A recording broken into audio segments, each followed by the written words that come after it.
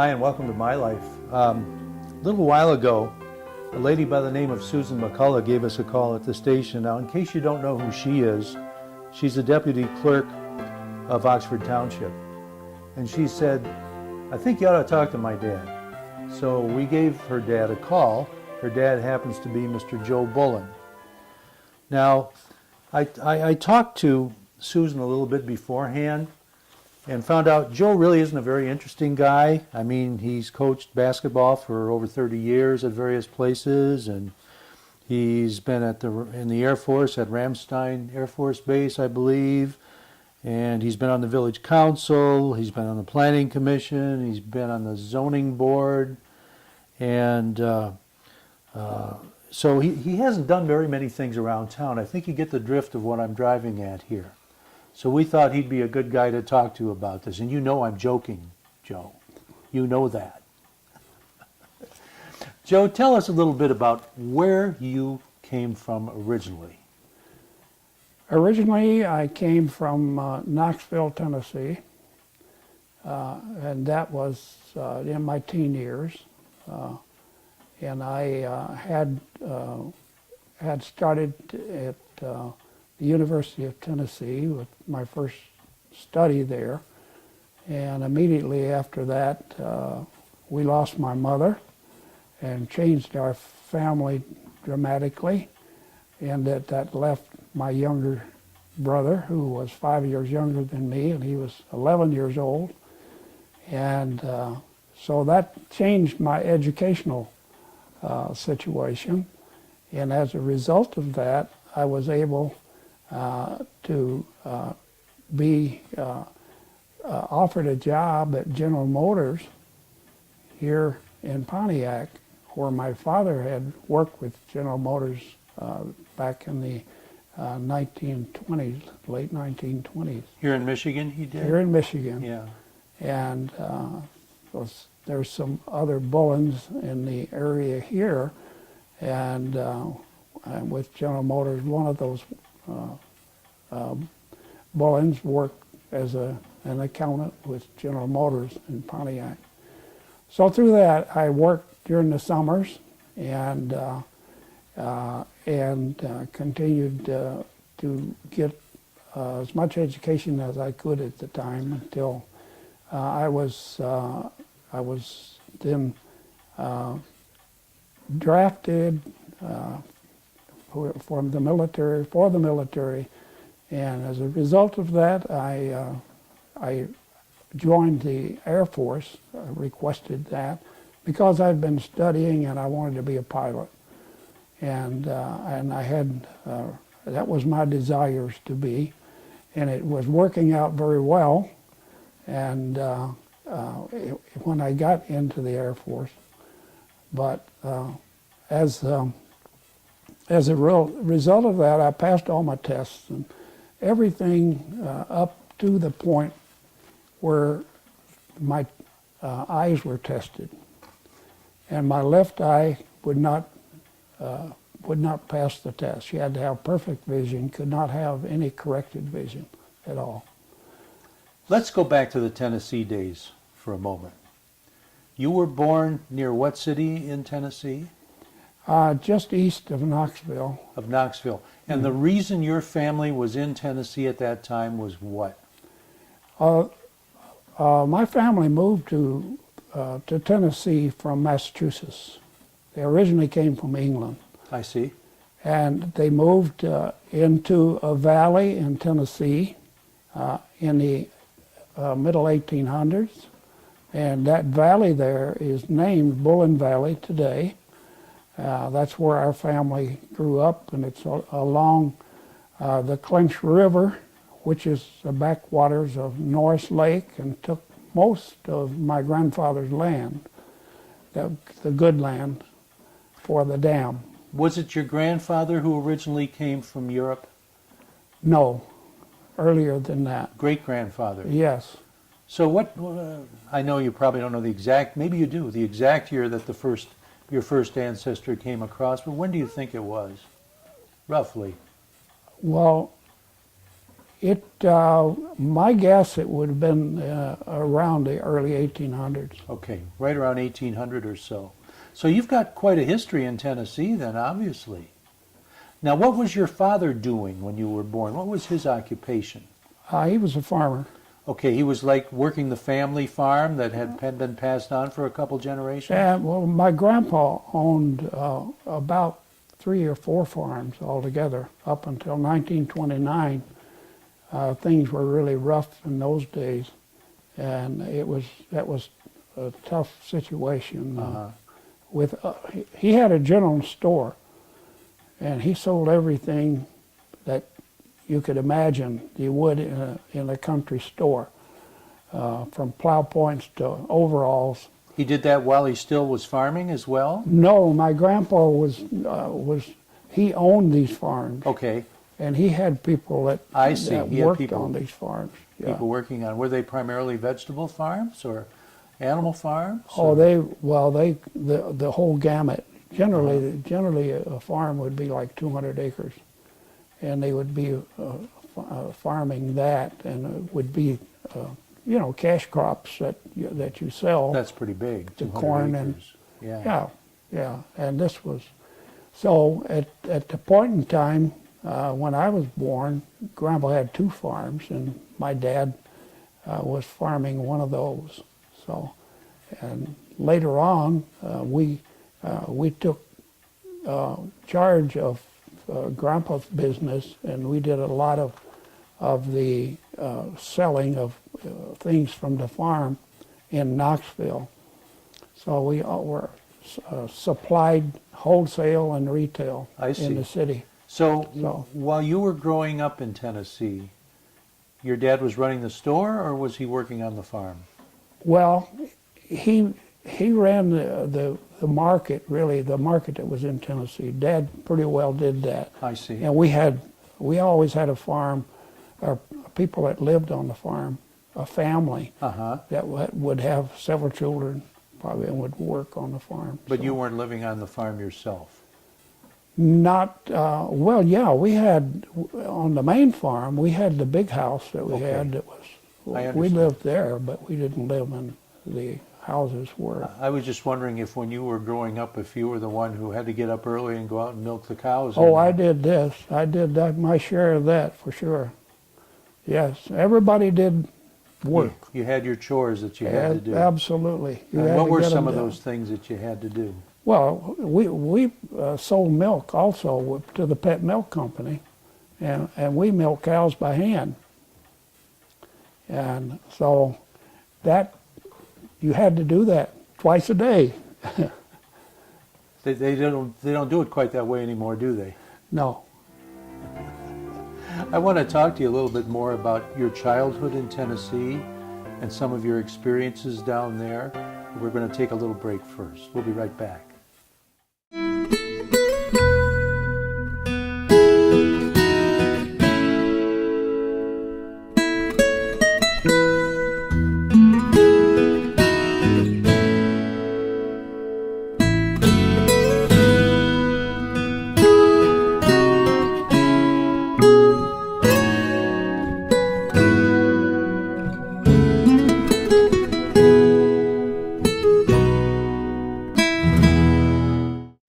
We're talking with Joe Bullen about his childhood in Tennessee.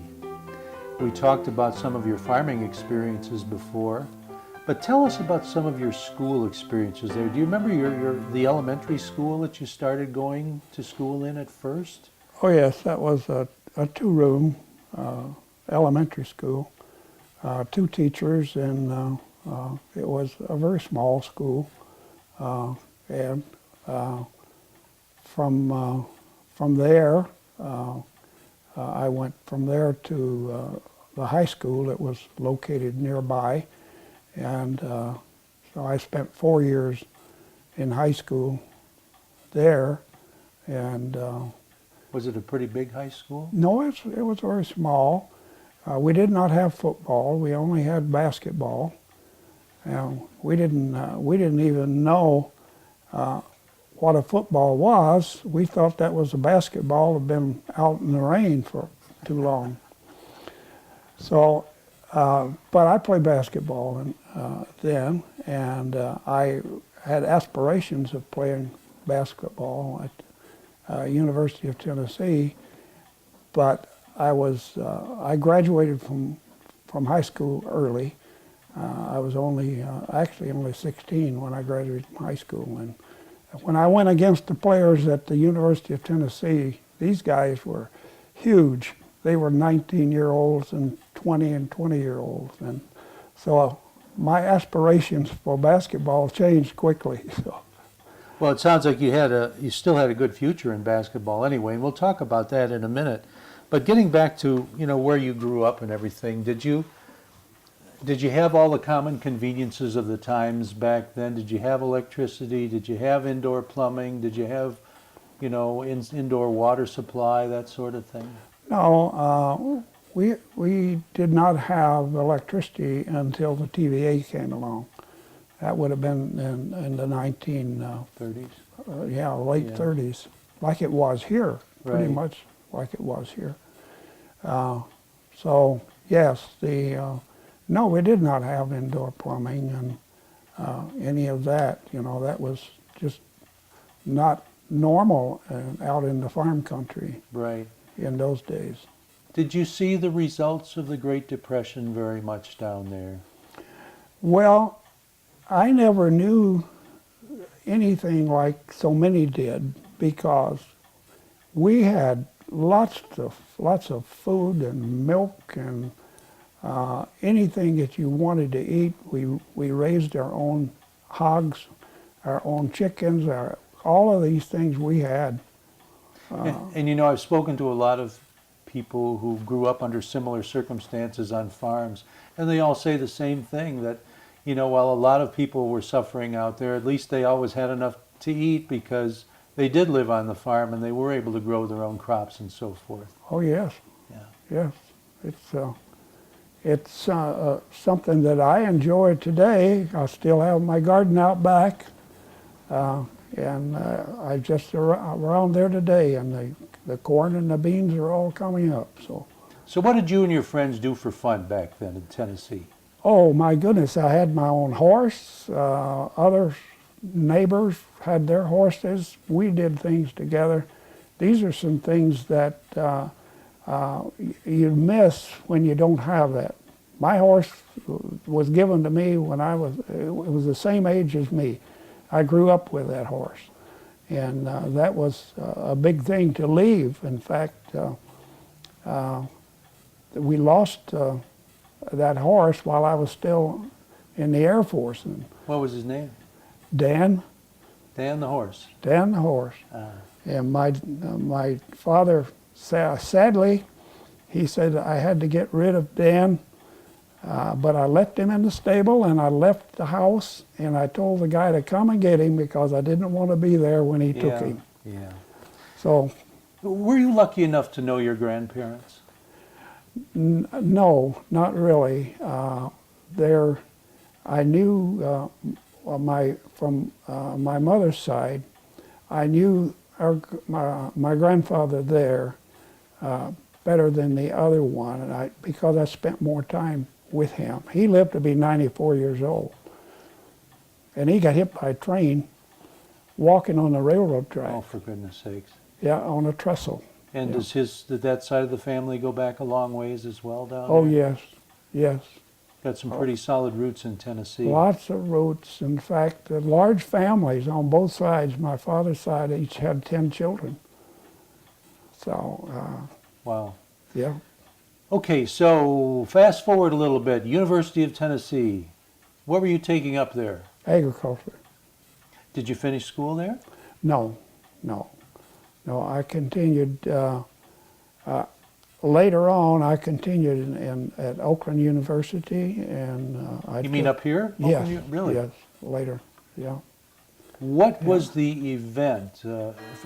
First of all, at what point did you go into the service? Were you living in Tennessee at the time? No, I was living in Pontiac. What brought you up to Pontiac? Well, for the work. Did they bring your whole family up, or just you? No, just myself. Okay, so your parents remained in Tennessee. Yes. You say your mother passed. my mother had already passed away, and my dad and my younger brother were How there. did you find out about working opportunities in Pontiac? Well, there were some friends of the family that had, and of course my father had worked here in In the early days? early 20s, and he knew people here too. And so again, what did he do when he was working up here? he worked for Fisher Buddy. So he was in the automotive business during the Yes. real early days. Yes, He was one of the pioneers. yes it was. What convinced him to go back to Tennessee? Well, at that time, it was like some things happened during those days in the 20s that were somewhat like they were later on in the 50s, where there were people that came from other locations to Pontiac for work because they had families that Right. left there, and they came and worked a short period of time and then went back with their families just to make ends meet, to pay the taxes and this Right. kind of thing. Like you know. they'd come up here and they'd live in rooming houses and stuff like that, I suppose. Yes, yes. Okay. That's the way, well, you know, we had a reverse migration from here years ago.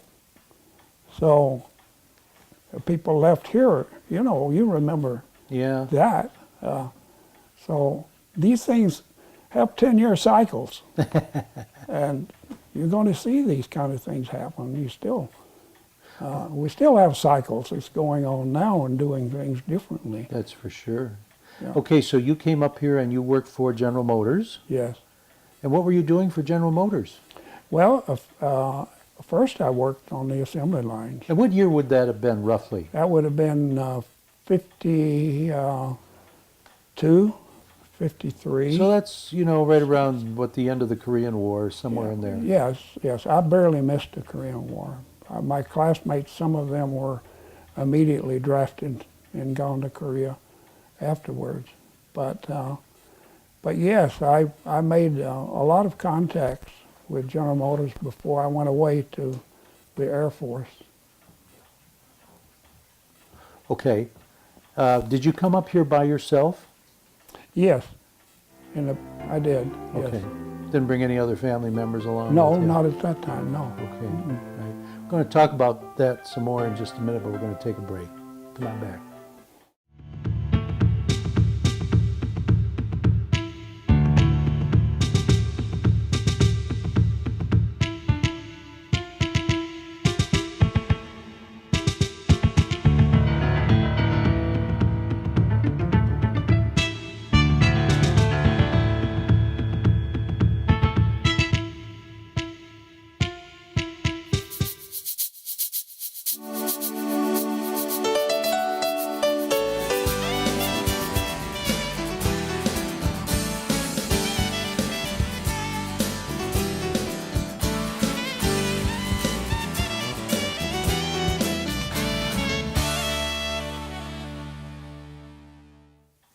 Here with Joe Bullen.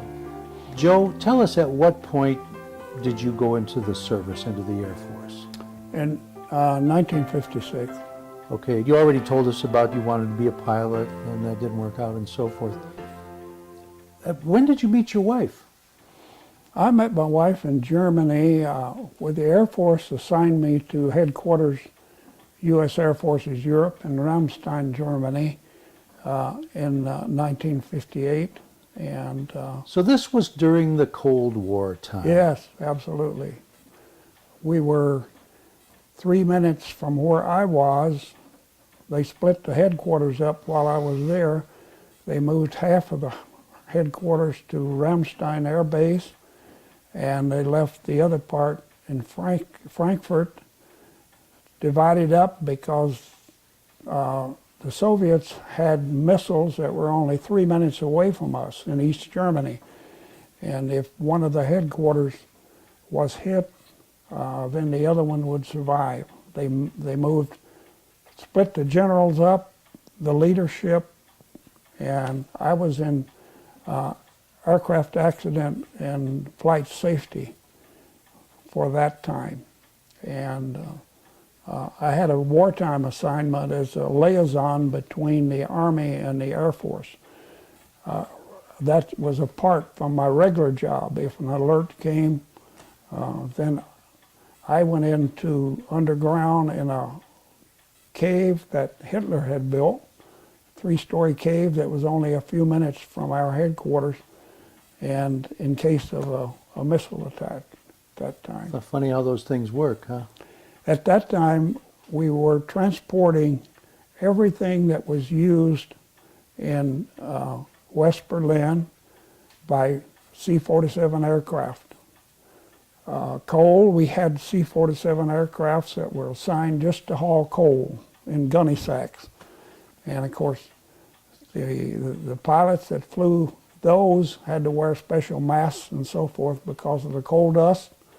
In fact, when it was all over, those had so much coal dust and so forth, and they were just burned. How did you meet your wife? She was a civilian. She had worked in Robbins Air Force Base for a general for several years, and he got transferred to Europe, and he became head of the communication systems he was a full colonel, and he had had her as his secretary for a long time and friends of his family, and so he brought her there for his personal secretary. And she, back in those days, we didn't have electronic equipment like we did. She was a stenographer. She could sit down with 6 or 8 people and take down everything that's being said in shorthand and then transpose that into... Where was she originally from? From Forsyth, Georgia. Georgia. Mm-hmm. Okay. So did you get married over there? No. How many years did you spend in Germany? I spent 2.5 years in Germany. Okay, so she decided to tag along with you coming back to the States, huh? No, she had a contract she had to honor. And she did that, and I came back, and so her time was up about 4 months after that, and she came home. Okay, so there was a 4-month letter writing period. Yes. And long distance phone call period. Yes, yes. In there. So you came back to General Motors, did you, after that? Yes. In Pontiac? Yes.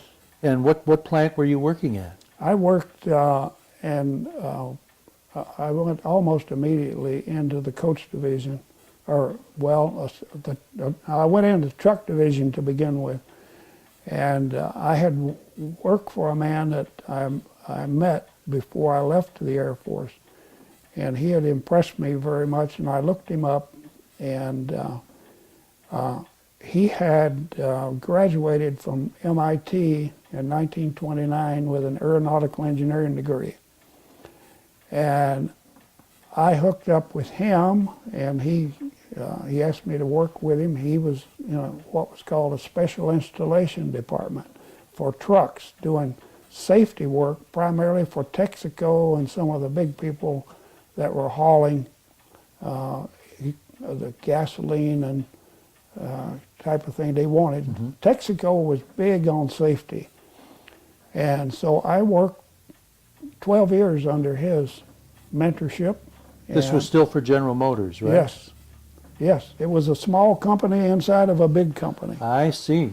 We did the engineering. We did all of the work with special people that worked on these. After the truck was built, we took it off and brought it to our building, and we put all this safety equipment on and then turned it back to the dealership. Now, were you working for General Motors when you got married? Oh, yes. You were? Yes. All right. Now, eventually you went into, I believe, teaching and coaching, right? I didn't do any teaching. I just did coaching for the Oxford Christian Academy. When did that happen? That was 1973.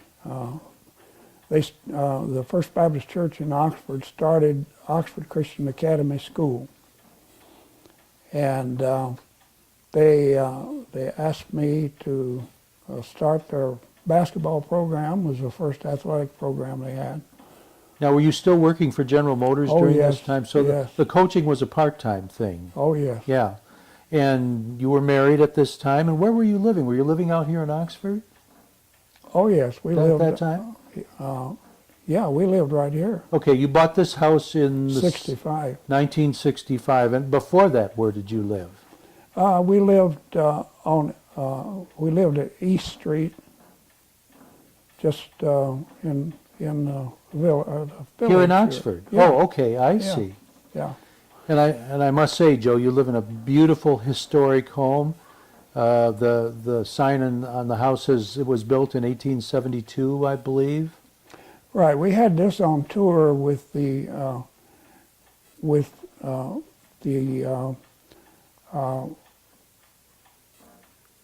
museum here in town. We Did you? raised money here. This was on. Yes, we had this and several, I think 4 other houses to raise money for the museum, and we had people tour the house, and so it was chosen for that. This was built by Charles Randall, one of the earlier people that were here. He built the 3-story home over on Burdick Street where the Franks live now. And he built the other big house right beside the police department for his son, and one down the road where the Bazardits used to live, he built for his daughter. He built 4 homes here. So he really left his mark in the community, didn't he? He did. And I figured that he was probably a lumberman, but he wasn't. This area had so much crops that they grew here, apples and all other things that he actually, being crossroads in for the trains here in Metamora area, north, south, east, and west, he sold for Chicago and New York. So that was Produce. his background. That was his background. That's where he obviously made his money. Now, before I forget to ask you this, did you retire from General Motors? Yes, Okay, what year did you retire? 95. Okay, Although I did 18 months of consulting for them right after I retired. really, what was your role as a consultant? What did you do? Well, at that time I advised, because before I retired I was head of the coach division Yeah, for a number of years, and we sold the coach division in 1987. And so from there, I did a lot of other work in educational side of things for General Motors until I retired. And then, of course, after I retired, I had to do a lot of consulting with them immediately. My second day after I retired, I was on the phone for 2 hours. And then While we still have time, Joe, how many children did you have? 3. 3 kids. Do they all live around here? 2 live in Lapeer, and the other one lives in Stockbridge over by Jackson. Okay. Well, it's close enough to come for dinner once in a while. Oh, yes, yes. And you've been very active on a lot of things, and I know we're running out of time, but tell me some of the councils you've been on around town. Well, I guess the most thing is I was president of the village here for 11 years, I see. and that's the most that anyone has ever had in that position. Right. I started out on the planning commission, and I think I was on the planning commission 1 year, and I was asked to run for council. In the second year I was on council, I was elected as president of the council, and then, well, Jim Sherman just had it in one of the newspapers recently that I've been re-elected for the 11th time. Thanks so much for letting us come into your beautiful home and taking the time to talk to us. It's been an honor. Thank you, Joe. Thanks for joining us.